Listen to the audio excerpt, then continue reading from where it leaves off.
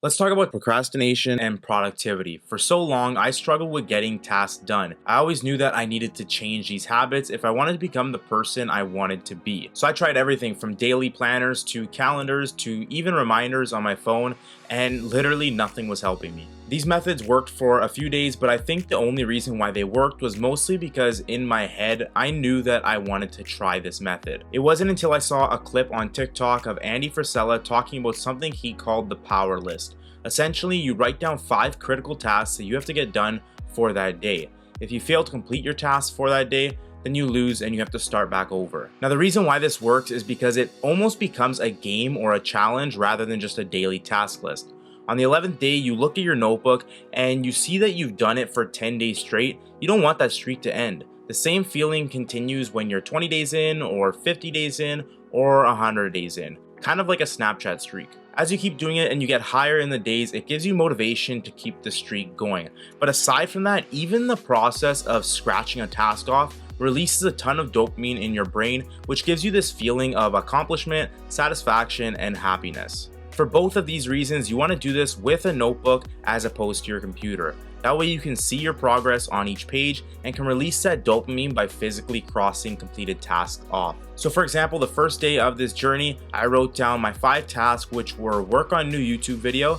And actually, I would say you don't want to do that. If it's too big or generalized, then you don't really know if you complete it or not. If I have as one of my tasks work on new YouTube video, does that mean I could just write down 2 words on my script and count it as done? So when you're first starting out and you want to get out of this habit, you want to start small. So instead of work on new YouTube video, I should have been more specific and said film a roll for YouTube video or script beginning of YouTube video. Something small and attainable. My second task was post on Facebook model group. At the time, I think I was looking for a model for an upcoming shoot, so that's why that's on there. And my third one was create a basic package because I've always had 2 photography packages and I wanted to add a third cheaper option. Number 4 was to post my latest photo shoot to Twitter, and number 5 was to clean up my condo. An important thing to remember is that not all tasks have to be business related. They can be anything that you need to complete. You can't skip a day, and if you don't complete all tasks by the end of the day, you lose and have to start back at day 1. I don't remember the exact rules, I may have made those up, but they're what I did and what helped me stay motivated to finish all my tasks. On the 18th of August, I made my first notebook entry, and on the 18th of October, I made my last. That's a total of 62 days. And in those 62 days, this is what I learned. Before I started this journey, I used to put off tasks for the next day. I always made up an excuse, anything from I'm not feeling well to there's no way I can get all these done today. I used everything to convince myself that I had to put off that task for the next day. But this wasn't something I had to physically sit down and convince myself. It was a habit, and just like any other habit, you do it subconsciously.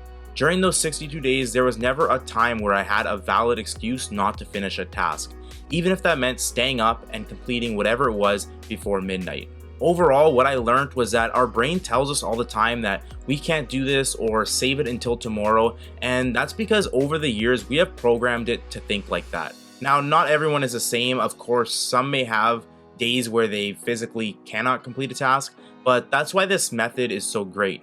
Your task can be anything from making sure to do laundry to sending out business emails, whatever is critical for you to finish that day. At the end of the day, you can look back at your notebook and feel proud of yourself. For me, I look back at the tasks checked off in this notebook and I was so proud. During that period, I got so many things done that I know I couldn't have if I didn't use this method. I redesigned my website, posted every day on social media, even worked on coding an app, as well as collaborated with more people. Just so many things, as well as staying healthy and keeping my living space clean, all while still working at my part-time job and doing my photography. But you're probably thinking, why did I stop after 62 days? Well, the only reason why I started this 5 critical tasks or power list to begin with was because I wanted to break this habit of procrastinating. After doing it for that long, I had broke my habit, but that doesn't mean I stopped. I still use a daily task list because it's the only way I can stay productive and know what to do throughout the entire day. The only thing that changed is that I don't keep track of it by day anymore,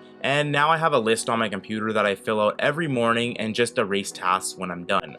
But being able to do what I'm doing now, having this list on my computer, was only possible for me because of this power list. It changed my way of thinking and created a good habit to get at least 5 tasks done every day. I recently read a statistic that said a person who gives themselves one thing to do in the day will generally take all day to do it. If the same person gives themselves 2 things to do, they'll both get done. And if that same person adds 12 things to his to-do list, they may not get all 12 done, but they may get 7. Now this couldn't be any more accurate. If you don't have a to-do list or a plan for the day, then you'll most likely focus on the one task you woke up doing and not get anything else done. With that being said, if you're just like me who used to procrastinate or feel like you can't focus on tasks, then I would highly suggest picking up a notebook and trying out this method. If you have a way that helps you stay productive and focused, I'd love to hear about them, so leave them in the comments. And if you enjoyed this video, make sure you hit that like button, hit that subscribe button, and hit that bell to be notified when I post a new video.